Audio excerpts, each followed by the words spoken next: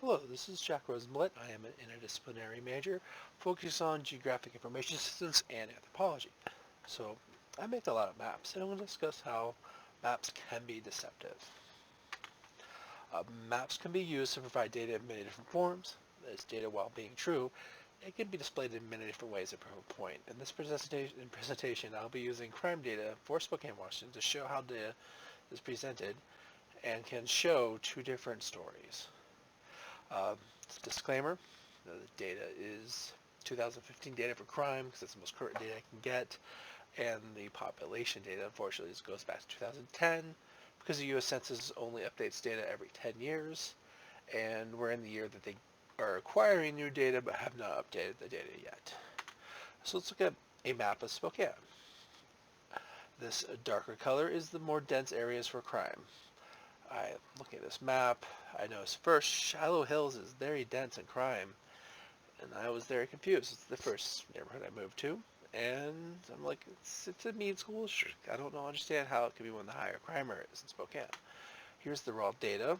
We see that Shallow Hills is the most crimes, the most percentage by population is Riverside, which it's downtown. That makes sense, but Shallow Hills, not so much.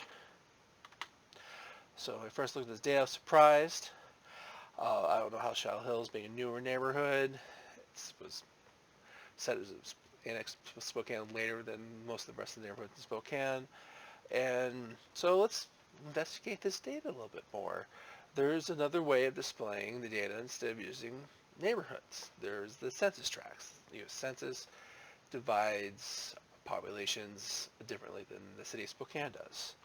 Uh, the Shallow Hills neighborhood is divided into 6 different census tracts. We have one here, one here, one here, one here, one over here, and one over here. If you look, well, the whole area isn't as dense. It's not that dark red as for the whole neighborhood, just this one little track. And then when you look more central, Spokane is definitely a lot more red. So, okay, this is a different story than that first map we looked at. Let's look at some of the raw data. This is about, well, we could fit about half of the tracks on the screen. There is one that is within the top 4, which is that one darker red one that we saw, but looking down, only 3 of them are in the top half. And then pulling just the Shallow Hills data, we can see that number 4 has the most crimes committed.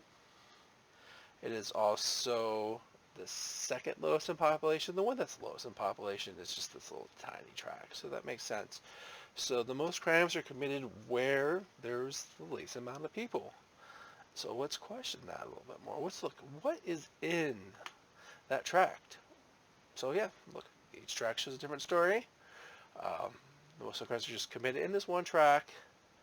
And let's look at it. Oh, yeah, Google Maps. This, if you live in Spokane, you know that this track is North Point. North Point has the most big box stores of anywhere in Spokane.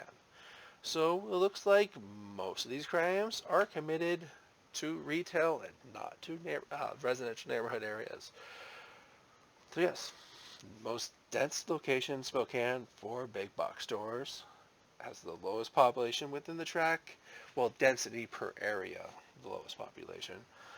And yeah, so the residential areas, the Shallow Hills, are not the problem with crime. It is the big box store area, it's the retail area. So looking at this, you can tell that 2 different maps showing crime in Spokane are telling 2 different stories based on how you want to divide that data. Both maps are telling truthful data, but based on how one might want to display that data, it could be deceiving if they want to show, oh, Shallow Hills is such a high crime neighborhood, or look, it's all these big box stores are causing all the crime, not the actual residential neighborhood part.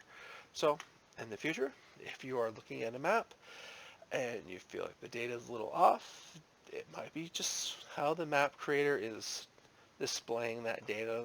There might be other ways of displaying the data that give a different story. Thank you for everyone for checking out this presentation. Everyone have a good day.